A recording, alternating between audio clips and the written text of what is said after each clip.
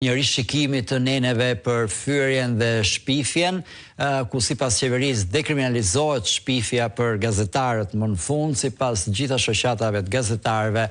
kjo është e paplot dhe krijon madje risje të reja për lirinë jo vetëm gazetarisë, por edhe të shprehjes së publikut në Shqipëri. Si i keni parë këto veprime? Shikoj, gjithmonë një gazetari po t'i duhej të zgjedh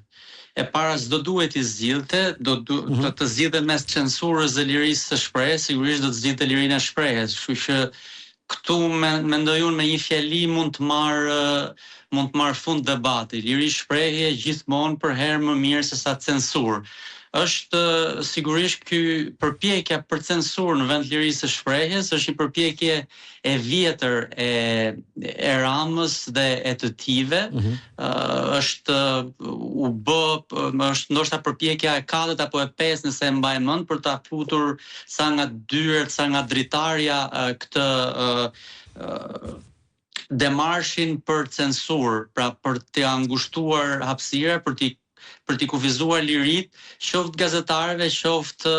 edhe lirinë e shprehjes në përgjithësi, dhe ne dim se nga vjen kjo, përpjekja e tij edhe gjuha e zotit Rama ndaj medias, ndaj reporterëve, komentatorëve, analistëve, ka qenë gjithmonë e ngarkuar jo vetëm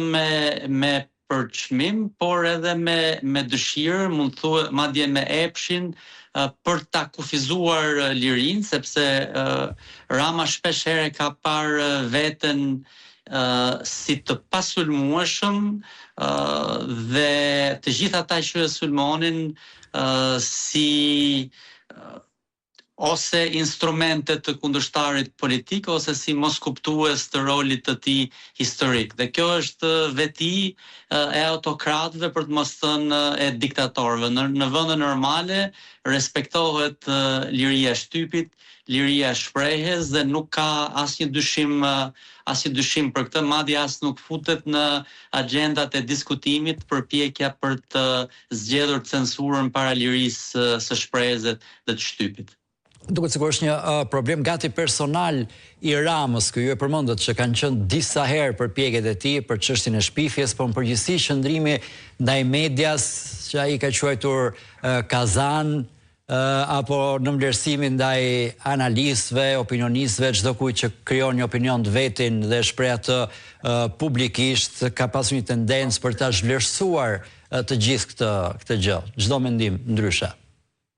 Po, shiko, nëse e kujtoni dhe me siguri e kujtoni qartë, ajo shprehja timonin për vete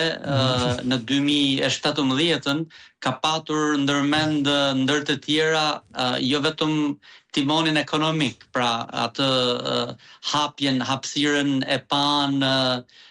për të vendosur për tendrat dhe për të vendosur përqindjen, për të vendosur ndarjen, për të vendosur përfitimet. Ka pas ndër të tjera edhe lirinë e shprehjes, lirinë e medias, pra të paturit në dorë dhe të timonit të fjalës. Çfarë thuhet, ku thuhet, si thuhet, kush e thot, sa herë e thot. Desha të them me këtë që kjo ka qenë një stratagjem, një përpjekje e vjetër e Ramës, të cilën e ka shtuar kur ju mundsua që të merrte timonin i vetëm, ju mundsua në shumë mënyra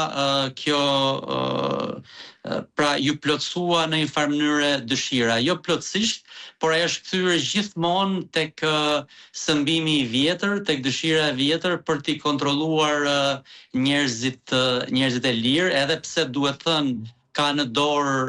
dhe ka në kontroll herë me kulaç dhe herë me kërbaç pjesën më të madhe të shtypit. Atë që s'ka në dorë dhe ju e dini ose pakën komuniteti gazetarëve me siguri e di shumë mirë, është munduar që të fusë të fusën kontrollat pjesë të medias, pra median e re, jo median mainstream ose median tradicionale, të cilën e ka pasur në shumicë nën kontroll. Dhe tendenca e tij ka qenë portalet, rrjetet sociale, sulmet apo mbyllja e faqeve me shumë ndjekës në Facebook, apo sulmi edhe ndaj portaleve të cilat i kanë dhënë hapësirë